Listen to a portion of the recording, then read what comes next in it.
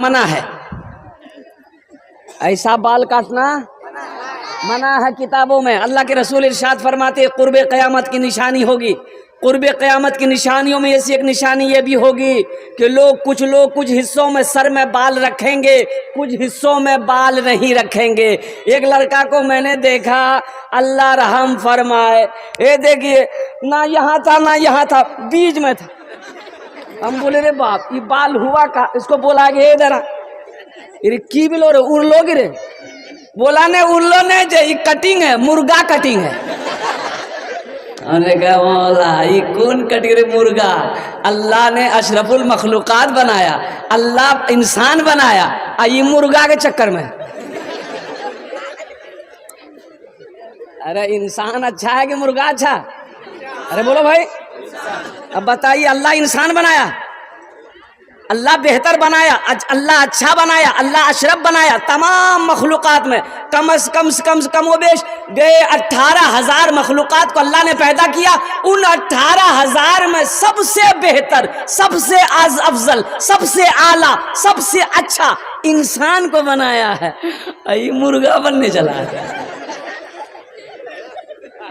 अच्छा एक कटिंग और है, एक कटिंग और है, देखिएगा। बीच में बाल है, यहाँ ऐसे, इधर खाली, इधर खाली, इधर खाली, इधर खाली। इस कटिंग का नाम है कटोरा कटिंग। इन्हें कटोरा रख के ब्लेड चला दिए चारों तरफ खाली।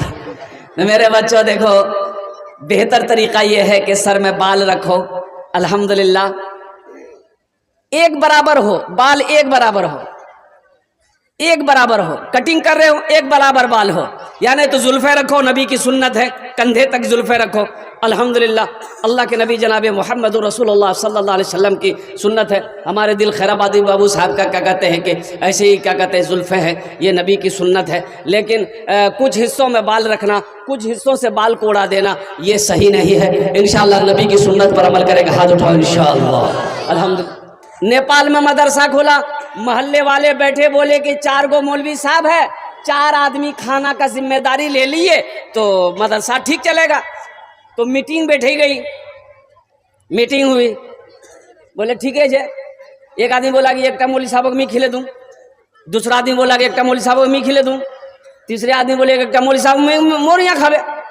एगो मास्टर साहब थे, बोले कि मास्टर साहब एक मौलवी साहब को 3 ले लें। तो मास्टर साहब बोले कि नहीं, मोर घोरे नहीं मालिक मोर माँ है, पूछवा है बे। तो जा पूछो ना, ये मास्टर की आप पूछने के लिए माँ को बोला कि माँ एक मौलवी साहबेर खाना है बे। माँ बोली कि भूले मौलवी साहबेर नाम नहीं लीबो, चल जा भाग के आ गया। बोला नहीं है बे। बड़ी कंजूस औरत थी वो, जो बुढ़िया थी ना बड़ी कंजूस थी। कुछ दिनों के बाद वही बुढ़िया अपने पोते के हाथ से मदरसे में खीर भेजी। क्या भेजी? खीर जाने ना, थाल में सजा के खीर भेजी, थाल में। तो मदरसा आया तो हजरत कपड़ा उठाए तो देखा रे बाप बेहतरीन खीर है, ऊपर में काजू है, किशमिश है, नारियल है, गरी है, खजूर है। थोड़ा सा उठाए खाए, बोले बहुत मजा। अरे बाबू किसने भेजा है? तो बच्चा कभी झूठ नहीं बोलता, बच्चा झूठ बोलता है। बच्चे से पूछा मौलवी साहब कि किसने भेजा? तो बच्चा बोला मोर दादी भेजी है। रे तोर दादी कंजूस बखील इतनी बेहतरीन खीर बना के कैसे भेज दी? तो बच्चा बोला कि दरअसल बात यह था हजरत कि मेरे यहाँ ना मेहमान आने वाला था बारसोई का, उन्हीं के लिए मेरी दादी खीर बनाई थी। खीर बना के ओसारे में रख दी, मेरे आंगन में कुत्ता था मुंह लगा दिया। तो मेरी माँ बोली फेंक दो, दादी बोली क्या फेंक दो, मदरसा दिए दे मौलवी साहब खे ले। उलमाए उम्मती का अंबियाए बनी इस्राइल, अल्लाह के रसूल ने इरशाद फरमाया इन उलमा को हकीर ना जानो, इन उलमा को हकीर गिरी हुई नजरों से ना देखो। कसम खुदा की ये वो है, अल्लाह के रसूल इरशाद फरमाते हैं मेरी उम्मत के उलमा बनी इस्राइल के अंबिया की तरह हो। इनके चेहरे को देखो, अल्लाह सवाब देगा।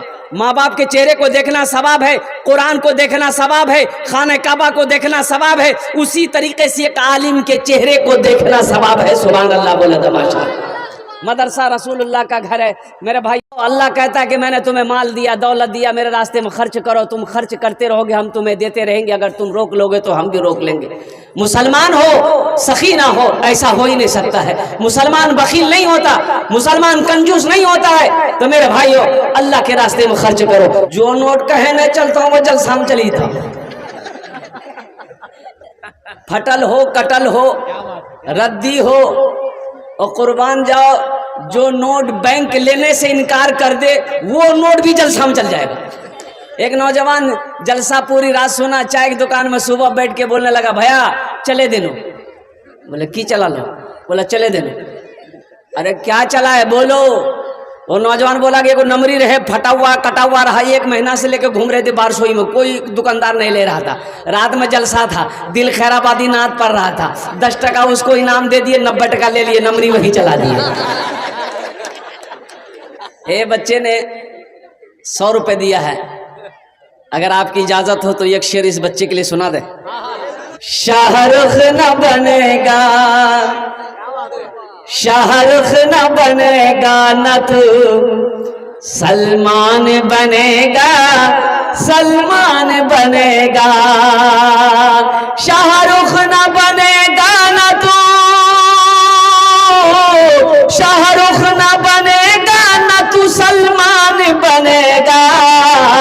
ये बच्चा मेरा, सब बच्चा मेरा हाफिज कुरान बनेगा, कुरान बनेगा।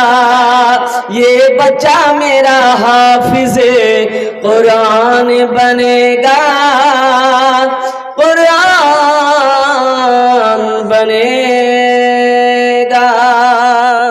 बाबू बोसे जाओ, ए बाबू बैठ जाइए, आप लोग भी बैठ जाइए। आप लोग घूमते फिरते रहिएगा तो कैसे होगा, बैठ जाइए। इस बच्चा को बैठाइए। ये देखते हैं कितना छोटा बच्चा है, इसके हाथ में मोबाइल है। यही तो मैं कहना चाहता हूँ। ये मदरसा क्या पैगाम देता है। एक छोटा सा बच्चा है, इस बच्चे की उम्र ज्यादा से ज्यादा 4-5 साल होगी, ज्यादा नहीं होगी, 4-5 साल, 4 साल उम्र होगी, लेकिन हाथ में मोबाइल है। कुर्बान जाओ। हमारी माँ बहनें भी पीछे नहीं है। बहुत सारी माँ बहनें हमारी आई हुई है यहाँ पर। उनके लिए भी आज तकरीर करेंगे हम। अच्छा, घर में मर्द को झाड़ू लगाना चाहिए कि नहीं चाहिए? ये भी नबी की सुन्नत है। हमारी माँ बहनें सोच रही होंगी मौलवी साहब ठीक पॉइंट पकड़िया है।